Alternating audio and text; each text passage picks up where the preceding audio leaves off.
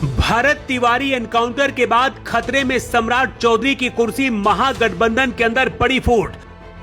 Supreme court तक पहुंचा मामला, दिल्ली से दखल, किसके कहने पर किया गया था एनकाउंटर। भारत तिवारी के लिए उबल रहा पूरा बिहार, बिलौटी कांड में हुए अब तक 3 सबसे बड़े खुलासे।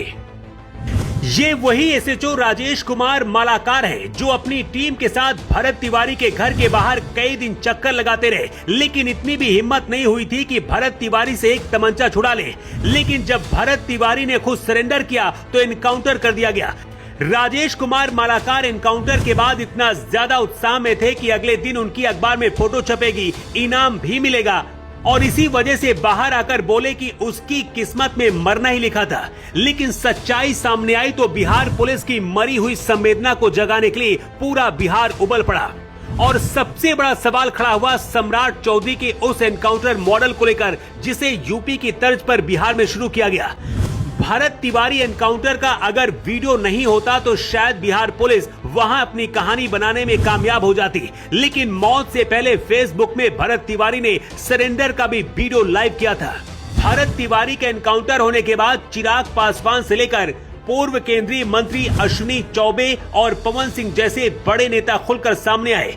मामला सुप्रीम कोर्ट तक पहुंच गया है। ऐसे में क्या सम्राट चौधरी की कुर्सी अब जाएगी? किसके कहने पर एनकाउंटर किया गया था? 3 ऐसे बड़े खुलासे हुए हैं जिसका सच जानकर आप हिल जाएंगे।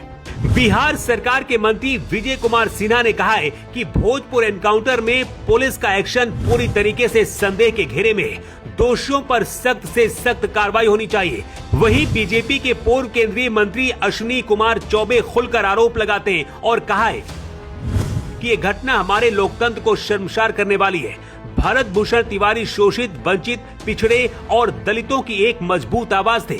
जब वो पुलिस के सामने आत्मसमर्पण कर चुके थे, उसके बावजूद पुलिस ने उन्हें बर्बरता से गोली मार दी।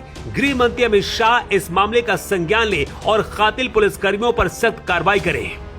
भारत तिवारी एनकाउंटर मामले को लेकर तेजस्वी यादव ने कहा है कि ये पुलिसिया अत्याचार और पूरी तरीके से एक योजनाबद्ध षड्यंत्र के तरह की गई हत्या है। बिहार में जात देकर फर्जी एनकाउंटर किए जा रहे हैं। पुलिस ने अन्यायपूर्ण व्यवहार किया है और हद तो ये है कि मुख्यमंत्री इस पर माफी मांगने के बजाय पीड़ित परिवार पर ही उल्टे पुलिस केस दर्ज करवा रहे हैं। वहीं पवन सिंह ने कहा कि इस घटना ने पूरे समाज को झकझोर कर रख दिया है। स्वर्गीय भरत भूषण तिवारी जी का सामाजिक योगदान सदैव स्मरणीय रहेगा। पूरे देश में बिहार पुलिस की इस घटना का मामला बढ़ा तो एक्शन भी शुरू हो गया। मामले को दबाने के लिए शाहपुरा के तत्कालीन थानाध्यक्ष राजेश कुमार मालाकार सहित 4 पुलिसकर्मियों को निलंबित किया गया, जिनकी टीम ने एनकाउंटर को अंजाम दिया। बढ़ते राजनीतिक और सामाजिक दबाव के बीच बिहार के मुख्यमंत्री सम्राट चौधरी ने न्यायिक जांच कराने का आदेश दिया।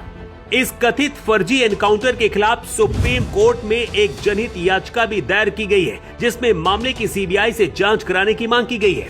भारत तिवारी के एनकाउंटर करने के बाद अब परिवार के पीछे पुलिस पड़ गई है। निलंबित थानाध्यक्ष राजेश मालाकार, जिनकी टीम ने एनकाउंटर किया, उनके आवेदन पर भारत भूषण तिवारी, उनके पिता काशीनाथ तिवारी और भाई चंदन तिवारी के खिलाफ मामला दर्ज किया है। इन पर अवैध हथियार रखने, पुलिस टीम पर फायरिंग करने और सरकारी काम में बाधा डालने का आरोप लगा। मतलब पहले कथित फर्जी एनकाउंटर और अब बेटे के बाद परिवार को भी प्रताड़ित करने की तैयारी है। और सबसे ज्यादा इसी का विरोध हो रहा है। बिहार पुलिस ने खुद आधिकारिक बयान दिया है कि भरत भूषण तिवारी मानसिक रूप से अस्वस्थ थे। एनकाउंटर से पहले भरत तिवारी पर कोई आपराधिक मामला भी दर्ज नहीं था। ना वो चोर थे, ना कोई गैंगस्टर। आसपास के लोग उन्हें भगवान की तरह मानते थे। कहते भरत तिवारी सिविल की तैयारी भी करते थे, लेकिन नौकरी नहीं मिलने के बाद वो मानसिक रूप से अस्वस्थ हो गए थे और समाज के लिए काम करने लगे थे। खुद को क्रांतिकारी बता रहे थे, बाढ़ पीड़ित और आसपास के लोगों के लिए मदद करते थे। भरत तिवारी के बड़े बड़े अधिकारियों के साथ फोटो भी सामने आए, जिनमें वो कहीं ज्ञापन तो कहीं मांगे पूरी कराने के लिए पहुंचे। ये सच है कि एनकाउंटर नीति का जनता भी सपोर्ट करती है, क्योंकि माफिया और बदमाशों से जनता दुखी है।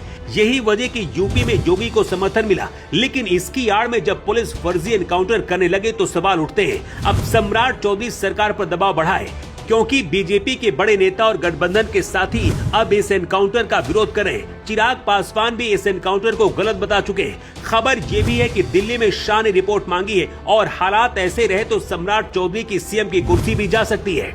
वैसे क्या आपको भी लगता है कि भरत तिवारी का एनकाउंटर फर्जी है और आरोपियों पर कैसी कार्रवाई होनी चाहिए? अपनी राय दें। अब 24 के लिए ब्यूरो रिपोर्ट।